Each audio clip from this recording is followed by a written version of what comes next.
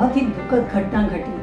Former prime minister Japan के Shinzo Abe की हत्या कर दी गई। ऐसे तो वो बहुत ही एक एबल पॉलिटिशियन थे और एक अच्छे दोस्त भी थे इंडिया के, मगर मैंने सोचा कि ऐसे कुछ इंस्टेंसेस लें कि जो बहुत फेमस असैसिनेशंस हुए हैं। आपने जूलियस सीजर का नाम तो सुना होगा, Henry the third, Henry the fourth और इब्राहिम लिंकन, इन सब की हत्या कर दी गई थी।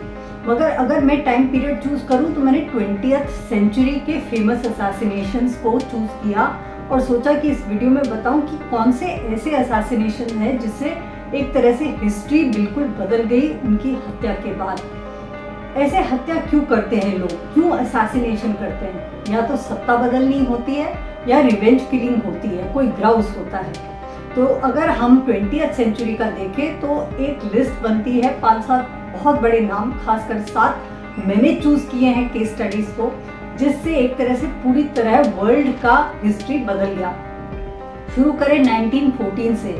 पहली हत्या की आर्च ड्यूक फ्रांस फर्डिनेंड की, एक सर्बियन स्टूडेंट ने जो सिर्फ 19 साल का था।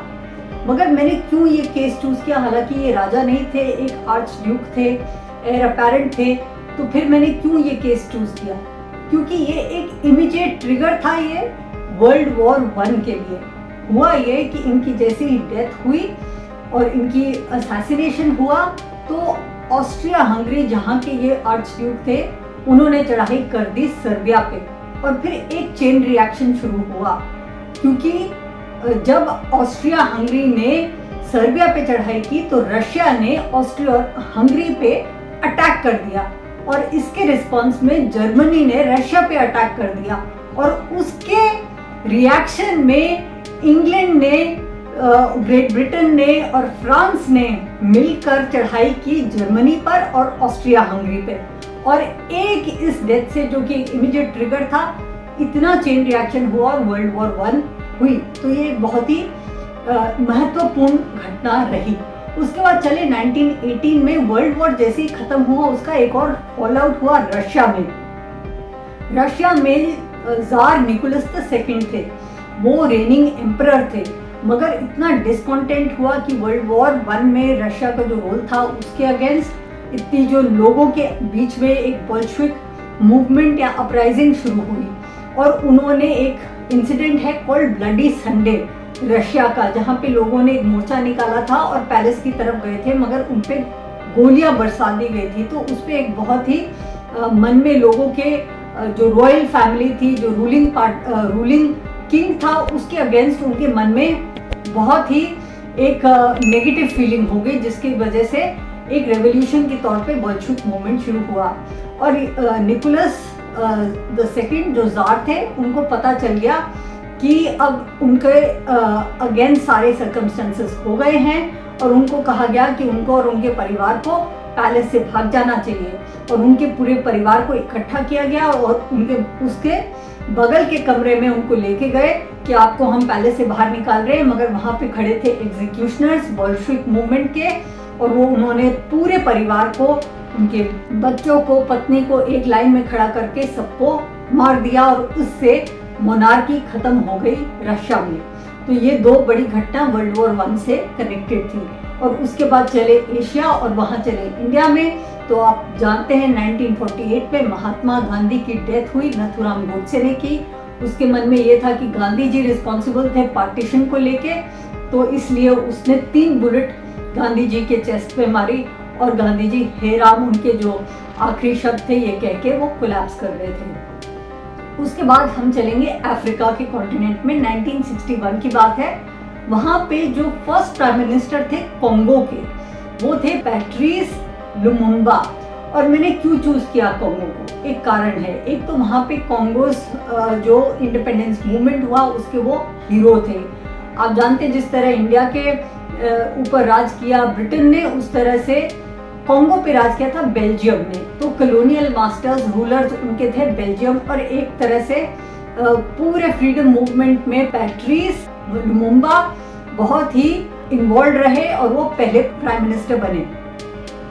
मगर जब वो आए तो उन्हीं के लोगों ने उनके अगेंस्ट कुछ तरह से रेबल किया और उन्होंने बेल्जियम के लोगों के साथ जाके मिल गए और उनको एक ओपन ग्राउंड में खड़ा करके, जैसे एक स्क्वाड होता है उस तरह से एक फायरिंग स्क्वाड खड़ा हुआ, जहाँ पे बेल्जियम के लोग भी उपस्थित थे और उन्होंने ओपन फायर किया पेट्रीस लुमुम्बा पे और उनकी हत्या कर दी गई। मैंने क्यों चूज किया, मैं बताना चाहती हूँ कि एक तो वो कॉन्गो के हीरो थे, मगर उनका एक सपना था अफ्रीकन यूनिटी का, कि सारे देश अफ्रीका के अपने रिसोर्सेज, अपनी एनर्जीज, अपना मैन पावर, अपना ब्रेन पावर, सब चीज़ मिलाएं और एक अफ्रीकन यूनिटी की उनकी ड्रीम थी। मगर उनकी हत्या के बाद अफ्रीकन यूनिटी की ड्रीम उसके बाद उसको काफ़ी हद तक सेटबैक हुआ और उस तरह से कोई आगे लेके नहीं जा पाया। नेक्स्ट चलेंगे अमेरिका, और अमेरिका में 2-3 बड़ी हत्याएं हुई, मगर सबसे पहले मैं बात करूंगी 1963 में। और वो 1963 में डेथ हुई जो सबसे शायद फेमस असैसिनेशन केस है, जॉन एफ कैनेडी, जो वहाँ के प्रेसिडेंट थे। और ये शायद हिस्ट्री की one of the most mysterious cases है, सबसे बड़ी कॉन्स्पिरेसी है। आज तक पता नहीं चला कि किसने असल में उनकी हत्या ऑर्डर की थी, क्योंकि जिस व्यक्ति ने उनके मोटरकेड पे डैलस एक शहर है अमेरिका का, वहाँ पे उन पे गोली मार के हत्या जिसने उनकी की, उसकी भी हत्या 2 दिन में कर दी गई। तो एक तरह से जो सारी सीक्रेट थी कि किसने ऑर्डर किया वो एग्जीक्यूशन, वो उस असैसिन की डेथ से वो सीक्रेट हमेशा के लिए एक तरह से खत्म हो गई और कोई बाहर निकल के नहीं आ पाई। बहुत सारी टिप्पणी है कि क्या हुआ, मगर कोई कंक्लूसिव वे से नहीं कहा जा सकता। अमेरिका में ही रहते हुए एक केस स्टडी को मैं 2 लोगों को कंबाइन करते हुए बोलूंगी। एक 1965 में हत्या हुई और 68 में। दोनों लोग ऐसे थे जो ब्लैक कलर के जो लोग होते हैं, कलर्ड पीपल बोला जाता है या पीपल ऑफ कलर बोला जाता है, उनकी राइट्स के लिए दोनों ने बहुत लड़ाई की। एक थे मार्टिन लूथर किंग और एक थे मैल्कम एक्स।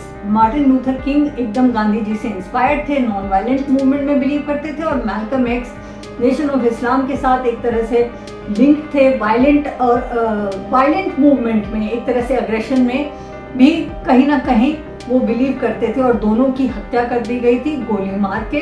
और इन दोनों की डेथ से जो राइट्स के लिए लड़ाई चल रही है आज तक, ब्लैक कलर के जो लोग हैं वहाँ पे, ब्लैक्स की मूवमेंट के लिए अमेरिका में, उसको एक तरह से बहुत बड़ा झटका लगा था। एंड उसके बाद अगर मैं बात करूँ तो हम जो फाइनल मिडिल ईस्ट में चलेंगे, वहाँ पे यित्साक रबीन की डेथ हुई और वो थी 1995 में। उन्होंने एक बहुत प्रयत्न किया कि मिडिल ईस्ट में शांति बने, पैलेस्टाइन और इजराइल में शांति बने, और उसके लिए उन्होंने एक ओस्लो अकॉर्ड भी साइन किया था। और यित्साक रबीन को आप जानते हैं यासिर अराफात के साथ नोबेल पीस प्राइज भी इस अटेम्प्ट के लिए, फॉर पीस के लिए उनको मिला। मगर जो फार राइट लोग थे वो खुश नहीं थे कि क्यों हम पैलेस्टीनियंस के साथ कोई भी तरह की सुलह करें, और इसलिए उनकी 1995 में हत्या कर दी गई। तो आप देखेंगे कि मैंने जितने भी केस स्टडी लिए, जो 7 मेन केस और एक जो मैंने कंबाइंड केस बताया, वो 7 के साथ अलग अलग ज्योग्राफीज के हैं। एक यूरोप का है, एक रशिया का है, अमेरिका का, अफ्रीका का, एशिया का, और फिर जो फाइनली मैंने आपको बताया मिडिल ईस्ट का।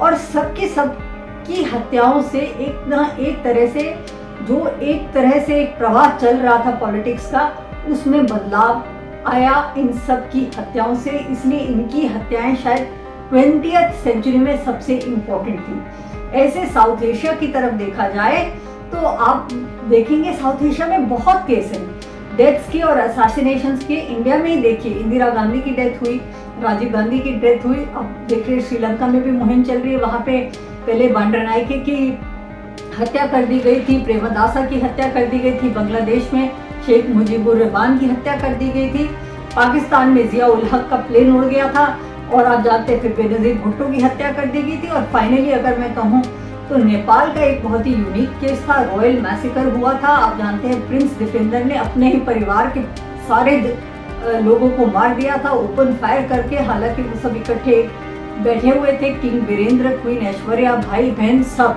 जिसको नेपाल का रॉयल मैसेकर केस कहा जाता है। तो आप देखेंगे साउथ एशिया में तो ऐसे बहुत ही केस हैं।